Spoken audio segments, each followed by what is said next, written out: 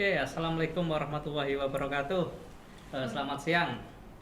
Eh, Kembali lagi bersama saya, Pak Ibi, dalam acara TI Corner, Teknik Industri Corner.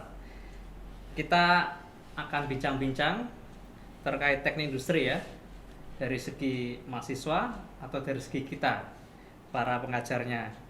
Eh, Pada podcast ini kita kedatangan tamu dua orang mahasiswa teknik industri dari angkatan 2018 yang sudah berprestasi ya.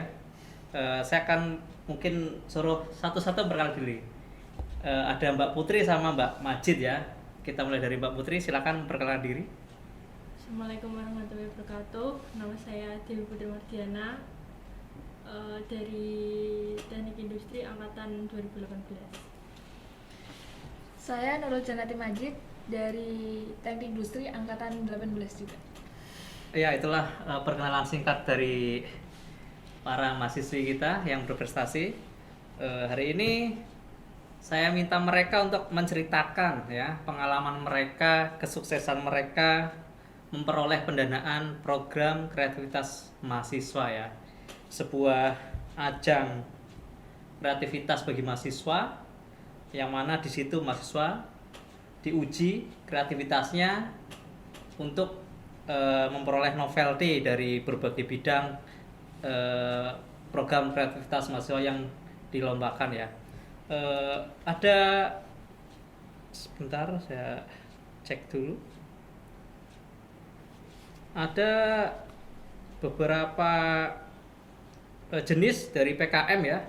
Yang pertama menurut kegiatannya dan menurut penulisan ilmiah. Kalau menurut kegiatannya ada PKMP ya, program kreativitas mahasiswa penelitian. Kemudian ada PKMM, program kreativitas mahasiswa pengabdian masyarakat.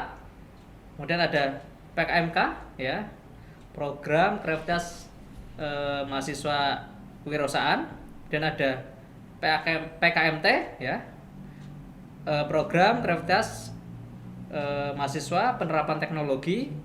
Dan ada PKMKC ya, program kreativitas mahasiswa karsa cipta. Sementara yang jenis penulisan ilmiah ada dua, yaitu PKMAI dan PKMGT. PKMAI ialah program kreativitas mahasiswa artikel ilmiah. Sementara kalau PKMGT adalah program kreativitas mahasiswa gagasan tertulis ya. Nanti kita akan tanya dari Mbak Putri sama Mbak Majid ini memperoleh pendanaan yang mana ya. Saya mulai dari Mbak Majid dulu ya. Mbak Majid, saya minta ceritakan pengalaman Anda kemarin dapat pendanaan PKM jenis apa? Oh gitu ya. Sebenarnya saya itu tim kami itu udah dua. Ya. Yang pertama itu tahun 2018. Ya. 2019. 2019 ya. Ya. Itu dulu PKMKC. Nah, itu nggak lolos. Ya. Terus kemudian kami kan terus bangkit gitu kan. Ya. Ya, terus kita akhirnya 2019 itu ngajuin lagi itu PKMK. Alhamdulillah udah lolos pendanaan ya, Pak. Terus di situ kita nggak nyangka satu tim itu kenapa kok bisa lolos. Nah, terus untuk strateginya menurut saya itu pilihlah judul yang menarik, yang lokal, bermanfaat. Kemarin kami itu mengambil judul Usaha Nata de Parijoto untuk meningkatkan nilai ekonomis. Itu alhamdulillah bisa lolos. Udah gak nyangka aja sih. Ya. Saya lanjut pertanyaan lagi ke Mbak Majid ya. Jadi pernah ikut 2 kali ya mencoba memasukkan proposal PKM 2 kali. Yang pertama gagal. Iya. Tapi dari gagal itu bukan malah menyerah, tapi menjadi pemecut untuk mencoba lagi. Iya. Ya. Dan alhamdulillah yang tahun berikutnya lolos ya. Iya. Ya, sekarang saya kepada Mbak Putri dengan pertanyaan yang sama ya. Mungkin ceritakan pengalamannya Mbak Putri, silakan. Oh ya, PKM itu kan dilaksanakan oleh Ristek Dikti Ya. dan itu tingkat nasional ya. Saya itu ikut sebanyak 4 kali Lolos. dan itu alhamdulillah lolos Lolos semua. semua. Yang pertama PKMP yang dulu saya buat kertas jerami modifikasi ampas nanas Ya. untuk menjernihkan minyak jelantah itu yang dibimbing oleh Pak Salman. Ya. Itu pada tahun 2018. Kemudian di tahun yang sama pula saya ikut PKM yang artikel ilmiah.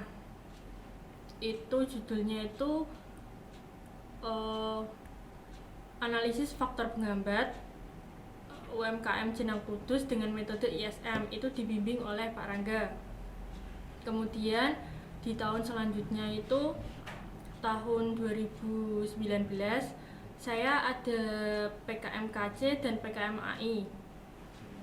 Dan kelompok kami yang pertama itu judulnya yang PKMAI itu saya Luki Hanif, itu perbandingan service quality di 2 museum lokal di Kota Kudus, yaitu ada Museum Jenang Kudus sama Museum Kretek.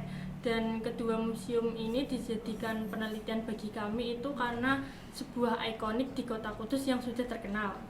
Terus yang keempat itu saya ikut kelompok di mesin, yaitu membuat kursi roda multifungsi ergonomis untuk orang manula gitu Pak. Wah, luar biasa Mbak Putri ini, sudah 4 kali. Masih mau ikut lagi nggak tahun depan Mbak Putri? Alhamdulillah masih tetap semangat insya Allah ya? kalau ada kesempatan saya mau. Ya, ya. Begitu juga Mbak Majid ya. Iya. Dari tadi yang sudah Mbak jabarkan kepada saya pengen tahu rahasianya apa sih? Ya, rahasianya apa? Kok dapet gitu loh pendanaan? Menurut kalian ya, tadi Mbak Majid bilang nggak nyangka, tapi mesti setelah itu dianalisis secara pribadi, kayaknya ini nih poinnya nih saya dapat gitu loh. Ya, monggo dari Mbak Majid dulu.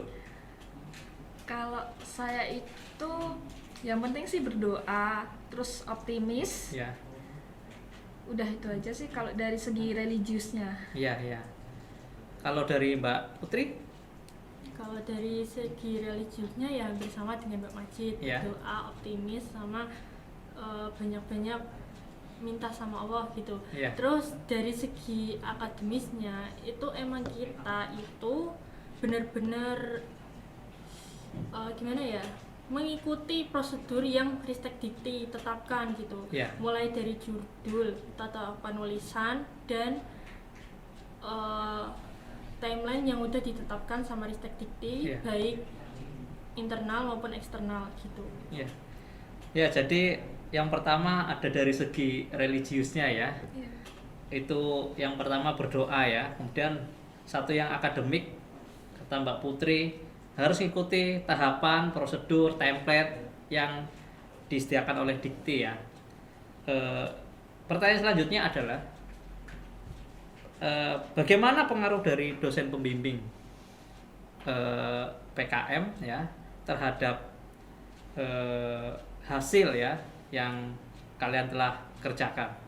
Mungkin dari saya gantian dari Mbak Putri. Kalau dari saya menilai itu tuh dari judul saya, misal Ya. kemarin kan yang pertama kan saya kan ada waste management. Nah saya itu milih pembimbing Pak Salman karena saya menilai Pak Salman itu berkaitan dengan bidang tersebut gitu. Mengajarnya ya. Ya, Ya, mengajarnya ya. berkaitan dengan bidang waste management gitu. PKM saya yang penelitian kan berkaitan dengan waste management karena kertas jerami kan dari limbah jerami Yeah. dimodifikasi dengan ampas nanas untuk menjernihkan minyak jelantah itu gitu. Dan kemudian yang untuk yang AI itu saya milih Pak Rangga karena Pak Rangga, menurut saya sendiri Pak Rangga itu kan dalam membimbing membuat jurnal itu rasanya itu bagus gitu loh. Ya, ya. Nah, terus untuk yang KC itu kan saya kan ikut mesin Sebagai anggota ya. sebagai anggota yang dari mesin itu kan milih pembimbingnya Pak Jitni lah. Pak Jitni itu punya konsep-konsep yang bagus gitu dalam membuat PKM KC gitu. Ya. Kalau Mbak Majid gimana? Kalau dari saya hampir mirip, Ya. tapi kemarin kan untuk PKM pertama itu kan sama Pak Sohibi. Nah itu menurut tim kami kan sama Iya. untuk pertama sama yang Yang kedua. Nah itu menurut kami itu kalau sama Pak Ibi itu kita udah nyaman terus dia tuh sangat membantu dalam pengerjaan PKM itu sendiri. Jadi kita merasa oh nyaman sama Pak Ibi, ya udah sama Pak Ibi gitu menurut saya. Jadi poinnya bahwasanya pembimbing tetap ada sumbangsi ya. Iya. Dalam melaksanakan program PKM ya, karena nggak bisa jalan sendiri tanpa pembimbing ya. Pembimbing pun nggak bisa tanpa kalian ya. Oke. Ini pertanyaan terakhir ya, last question ya. Saya pengen kalian tuh memompa adik-adik kalian yang belum pernah ikut ya, atau teman-teman kalian seangkatan yang belum pernah ikut, supaya ikut ya, ikut mengajukan proposal pendanaan PKM hibah dari LL Dikti ini ya. Silakan dari Mbak Putri dulu, gimana? Dari saya sih, mumpung masih muda ya, itu banyak-banyak berkarya, banyak-banyak menggali prestasi gitu. Karena saya berprestasi sendiri itu ya memang dari doa-doa orang sekitar, terus juga doa dari orang tua saya, dan juga dukungan dari orang tua gitu. Dan intinya itu lebih ke love yourself, membahagiakan diri sendiri dengan bakat-bakat kita gitu. Ya gimana ya, semua orang kan pasti punya kepintaran masing-masing. Menyalurkan. Ya salurkanlah apa inspirasi kalian dan apa yang menjadi passion kalian gitu. Kalau Mbak Majid? Kalau dari saya mirip sama Mbak Putri, cuma mau menambahkan itu kan mumpung belum ada tanggungan, belum ada tanggungan semuanya, jadi ambillah kesempatan ini untuk berkarya. Ya, luar biasa ya advice-nya atau semangat membangun dari Mbak Putri sama Mbak Majid ya. Memang betul kata mereka, selagi muda berkarya, karena jika sudah gak muda itu sangat susah membagi waktu ya. Berkarya hari ini ya, manfaatnya bisa dirasakan sekarang dan di masa yang akan datang, yakinlah ya. Karena kesuksesan itu ada sejarahnya ya, ada prosesnya, nggak mungkin tiba-tiba sukses. Sekarang Mbak Putri sudah pernah merasakan sukses memperoleh pendanaan, Mbak Majid juga, yakinlah ke depan pasti akan ada efek yang baik buat mereka, kita nggak tahu ya. Oke, cukup sekian podcast TI Corner hari ini, Teknik Industri Corner ya. Kita ketemu di podcast selanjutnya ya. Sebelum saya tutup kali ini, jangan lupa kita terapkan 3M ya, protokol kesehatan. Yang pertama apa Mbak Putri? 3M? Menjaga jarak. Menjaga jarak. Yang kedua? Pakai masker. Pakai masker. Yang ketiga? Mencuci tangan dengan sabun ya. Oke, terima kasih. Ya, wassalamualaikum warahmatullahi wabarakatuh. Dadah.